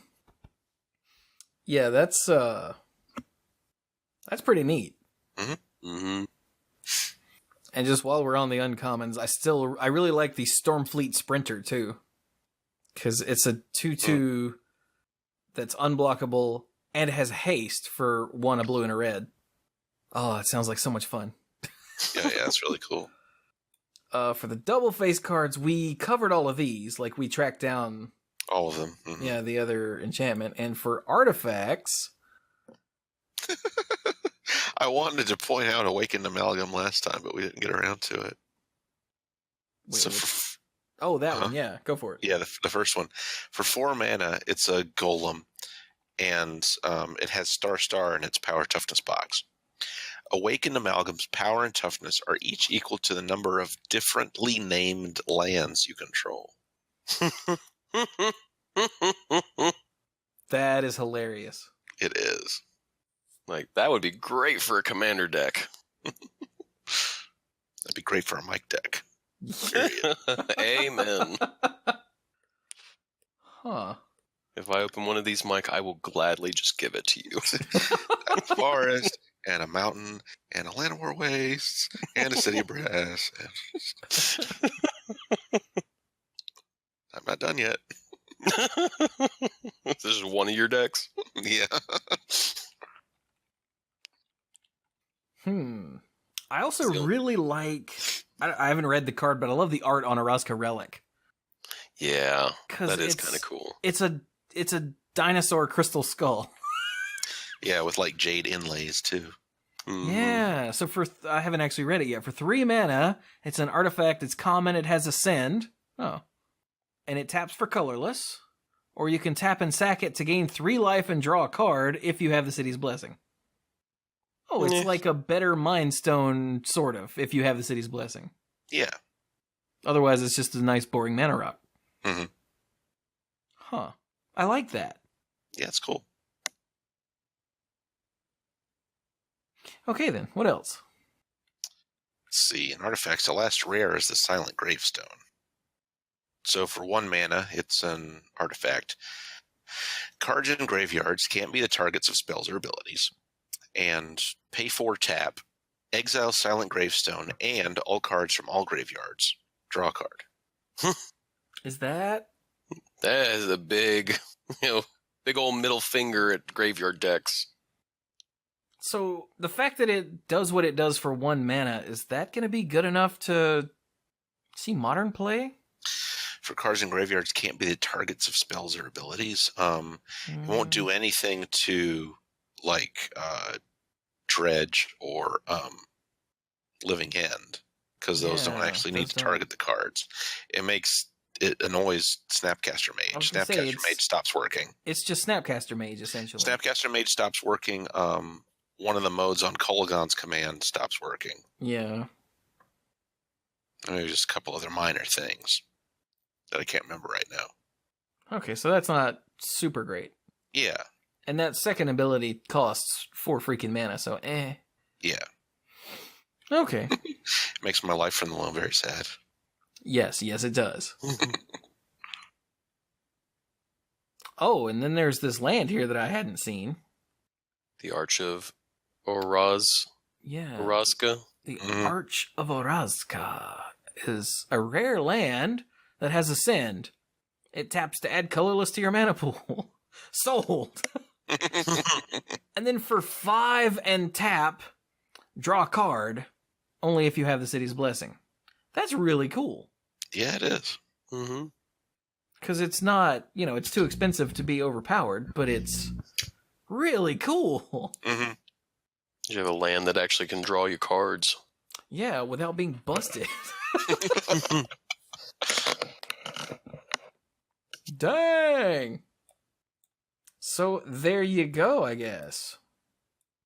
There's so much just awesome stuff in this set that's not necessarily, what's the word I'm looking for? Like, tournament powerful? Yes. But it's so cool! Mm-hmm.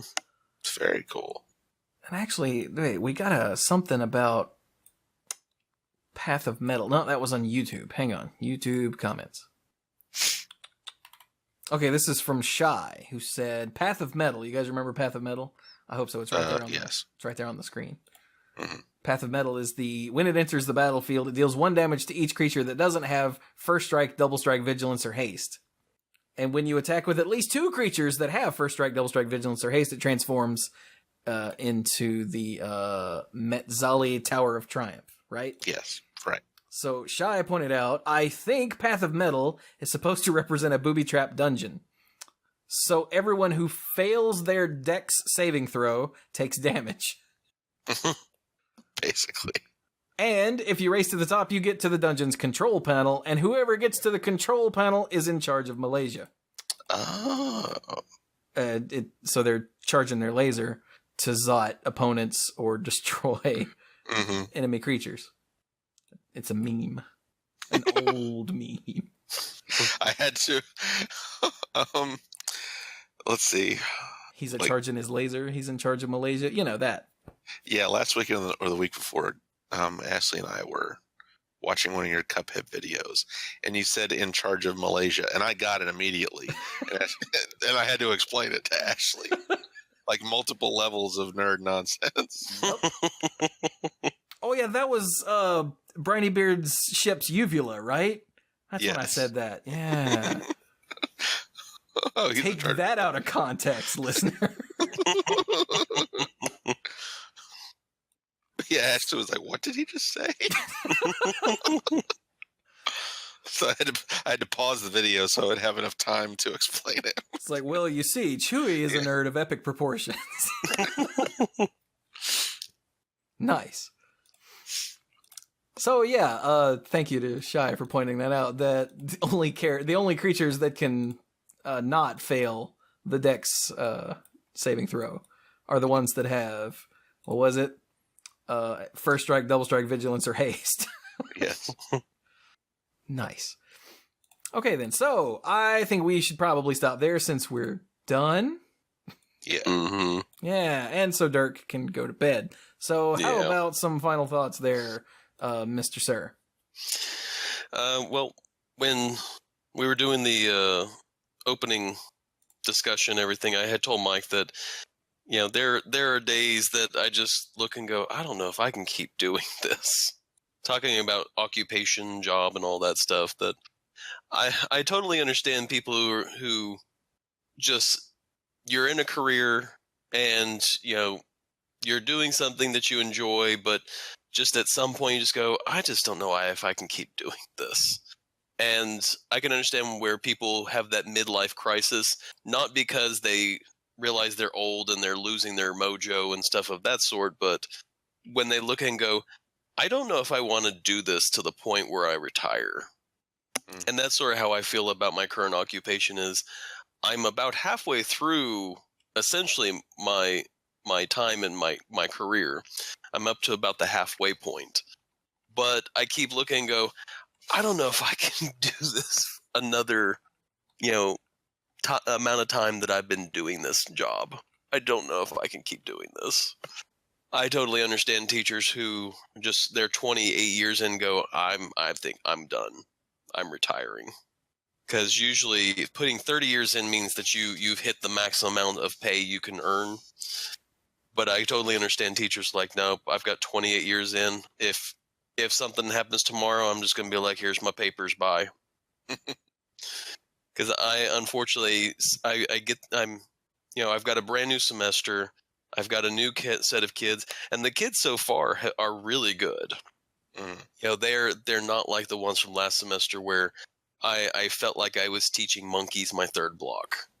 Like I honestly, like third block just felt like that I was teaching, I was teaching biology to a bunch of people who neither were not interested in it, whether it was the material was above or below their comprehension, but they felt that talking about non-school related activities was much more important than what I was covering.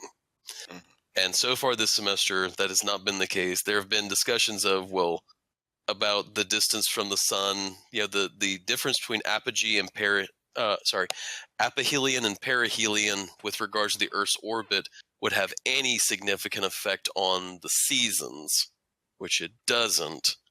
But I had a student who kept coming back to that, and I'm going, let me explain to you that distance is insignificant. So, but aside from that, the semester's going well, but I have this feeling inside that I don't know if I want to stay in this occupation. Right now, it's not because of the kids. It's I don't know if I want to keep doing what I'm doing. The having to do lesson plans, having to constantly, making sure, I've got everything ready for tomorrow and making sure all my stuff. I just don't know what it is, but I have not stayed late after school this week. Not because I don't have stuff to do. It's I just don't want to have to think about doing it. And I maybe next week I'll feel better about it. I'll get my head screwed on straight with regards to all of it, but I just don't know what it is. But I will probably stay in my career, but inside me, I'm going. I have those moments of I would just love to have to be in your seat, Chewy. Just to be like, I'm going to do videos, I'm going to do this, just do something, simple, and just do that. And there are times I am envious of you because life feels like, and I know that you would not say the same, but there are times when it does feel like, I feel like your life is a lot simpler than mine, and I would love the simplicity. Well, I think the simplicity of my life probably comes more from the not having a family, because I put in 57 and a half hours last week.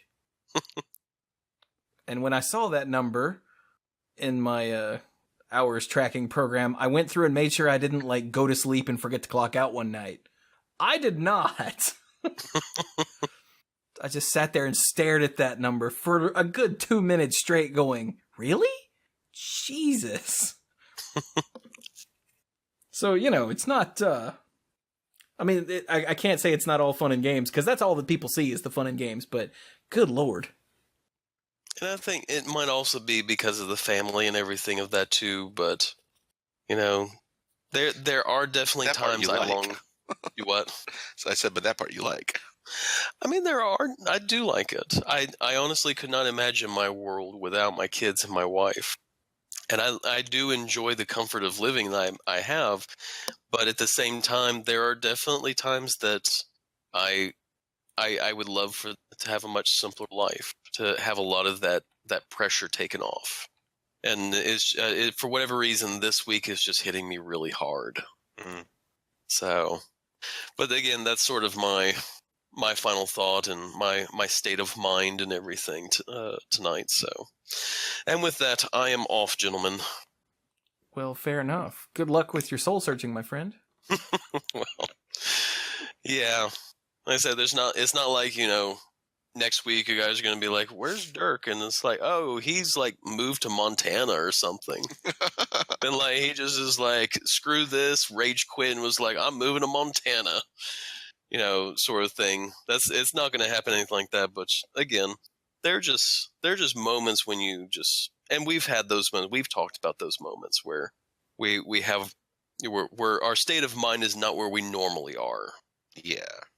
And that's sort of how I feel right now. Is I know this is not where I normally am. I'm just in that state of mind of yearning for something a little bit simpler and something with a lot less responsibility on me. So, all right. Well, have a good night, all. All right. Night, man.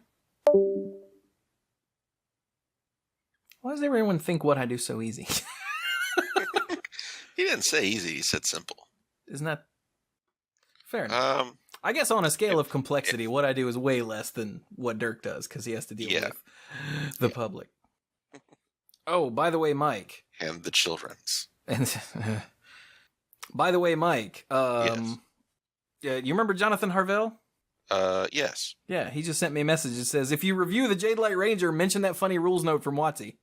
So, beat you to it. Or you beat him to it. We got it covered, dude. We got it. We're good. Mike is on top of it because I didn't even see that. So then, how about you, sir? Let's see. I had a little bit of similar soul searching last week just because I was on some annoying projects. They were renewals, which are extra stressful, but whatever. But I'm excited about going to the pre-release this weekend. I missed the Ixalan pre-release because I was on a little vacation, and I wasn't thinking when I scheduled it, but whatever. It was a great vacation. So I'm looking forward to the pre-release, looking forward to seeing Chewie. Yeah, this is going to be a good weekend. And I'll be happy because I'll finally get to play with dinosaurs and stuff because I don't remember why, but I know I missed the Ixalan pre-release. Oh, you did too? Didn't I? Right. Brian and I... No. Brian and I did two at a Giant, and that was it. I missed the solo Ixalan pre-release. Okay. Because I remember... It just occurred to me that I remember playing Brian with his like slow treasure deck and me with my slow dinosaur deck. They weren't how they were designed, but that's what happened a couple times. It was the pre-release before that I completely missed. Hour. I think I missed Hour. Right. I think you're right. Yeah. See, was that just because you didn't feel like it, or I can't remember. Happening? It seems like I had a conflict, but I don't know. People can, go listen and tell me if they really want to, but I can't imagine why you'd want to do that. Yeah. But yeah, I did miss Ixalan, but I was able to catch a draft either the next week or the week after that. That was the one where I had to sit around forever in the first draft because I lost the first round. I was waiting for the next one. And then I had to sit around forever in the second draft because I won the first round. And two people's round one took over it an hour and a half to play out or something ridiculous like that. Yeah. He didn't impose a time limit because he didn't think it would be an issue, but in that draft, yes. Yes, it was. Good Lord. Yeah, that's right. Because Gary had just won his round 2, and he was trying to figure out who his opponent would. He was trying to figure out what table his opponent would still be sitting at to ask if they were interested in an ID. So he had to ask the two people who were still playing their round 1 and me, who was sitting nearby them, who was waiting for them to finish so I could play the winner for round 2. Good Lord. Thankfully, all of us said yes, so he was able to get his packs from Lucky and leave without having to wait for us. That's okay, because we're going to pre-release it up, and we're going to kick all of the ass, right? Yes, every ass. All of them. Yeah. Even our own, especially our own. Especially our own. And hopefully Sexy Jared will be there. Yeah. Because, ass. Anyway, so... so we good? Yes. We done? Oh, I guess I should probably do the rest. Yes, very much looking forward to the pre-release, like I said, several times already. Just because of the sheer number of sweet cards in the set. Like, I just can't... I can't even, you guys. On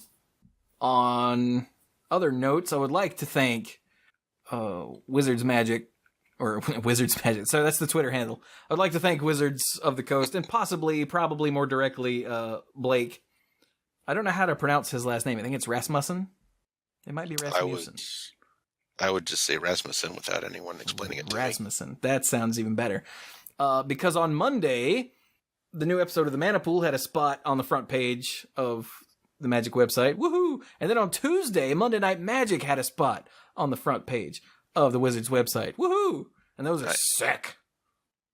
So yay! Big thanks to them. And for any of you that are new, that stuck around because of that, welcome. Somehow you made it this far. Congrats to you. But that'll be it for the podcasting portion of the show.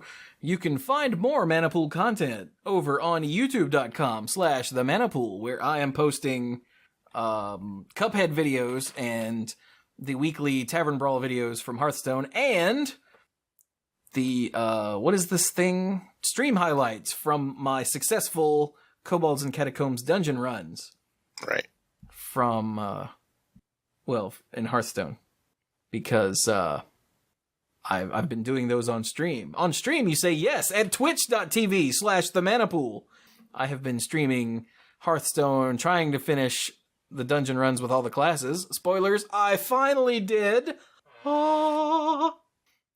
It was awesome. On one stream, I won 4 in a row, which is insane.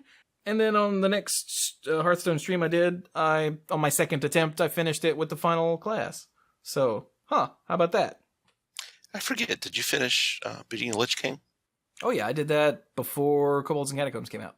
Okay, that's right. I just couldn't remember. Because I got that sweet, sweet Arthas hero from a Paladin. So I can stop using, I already forgot her name, that I had Liadrin. I got to stop using Liadrin and stop remembering the hell that was 20 levels of World of Warcraft. Did they, she started saying something different for her intro, right? Didn't she used to say, my hammer burns with holy fire, even though she wasn't holding a hammer? Yeah. And they changed it to my blade? My hammer burns with holy fire, even though in her art she was clearly holding a sword. Okay. And we all thought it meant it was like a sexually transmitted disease thing. By we all, I mean totally me. But yes. now, yeah, she says, I think she says my blade burns with holy fire. Yes. Yeah.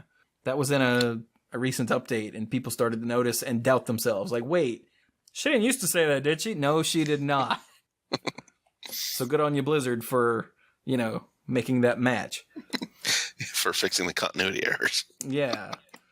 I was having a mental disconnect. It really broke the immersion of Hearthstone that I was playing on my phone while pooping. Anyway, I also stream Overwatch with various friends, like Bill from Monday Night Magic, or Squee, however you want to call him. I call him both back and forth, so whatever. And also Cap and Haley and Steph from the Lair of Lore, who stream every day. You should go check them out at the Lair of Lore, twitch.tv/Lair of Lore. And yeah. And as I said at the beginning, if you want to help support what we do with all of the insane amounts of content, then there are a variety of ways you can do so. You can just tell people. Share us with your friends. If you like the podcast, tell people that play Magic, hey, you should check these idiots out. They don't know what they're talking about, but they're entertaining. Mm-hmm. Okay, Mike knows what he's talking about. Fine. But If you enjoy streaming, you can go to Twitch and follow, and if you really want to, you can subscribe, which, of course, is a direct monetary support, which is very much appreciated. You can go to YouTube and watch videos and like videos and subscribe on YouTube. All of that is a big help. And the most direct way to support is to go to patreon.com, as was said at the beginning of the show, and sign up there because every little bit helps, and I really do appreciate it. You can get early stuff and behind-the-scenes stuff and get your name everywhere, and slates for videos, and read off on the shows. Oh, yeah. Jam, sucker! Is that it? Yeah. And I guess if you want to follow what we're doing on the various social medias, you can go to facebook.com/themanapool, or Twitter @themanapool, or even Instagram.com/themanapool. I had a listener tweet at us to try to help me get around the no posting to Instagram from Windows, but that didn't work. Which, yeah, it's like, hey, there's an Instagram app on Windows 10. I'm like, oh, he's like, and the basic, like, default image viewer on Windows 10 has a share to your apps button. I was like, sweet! And I found the thumbnail I wanted to share, and I hit share, and it was like, pick one, and I picked this one. I was like, yes, and I typed out a caption, and it was like, direct message. I was like, what? It won't let me post. It will only let me send to specific people. I'm like, come on, man. I still don't understand why posting to Instagram from a PC is a cardinal sin. I don't get it. Instagram, get on that. Damn.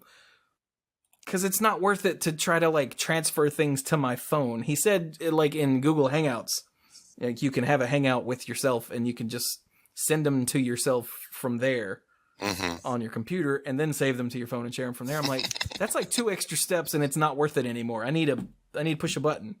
Yeah. I'm already doing all this other crap by myself. I don't need 2 extra steps just to throw up some pictures. Know what I'm saying? You know what I'm saying. But if I ever find a way around that's not a large pain, I will go back to putting sick thumbnails and whatnot on Instagram. Damn it. By the way, if you know a way around it, please let me know. So what else? I guess now that's it. Yeah, Probably. That's everything. So, you can also send us an email to dorks@themanapool.com, or go to themanapool.com for the full archive of the Manapool podcasts. Ooh.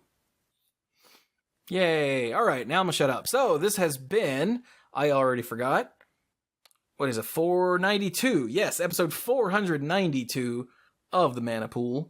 Thank you all so very much for listening, and go play the pre-release. That's already over. Go play some Magic.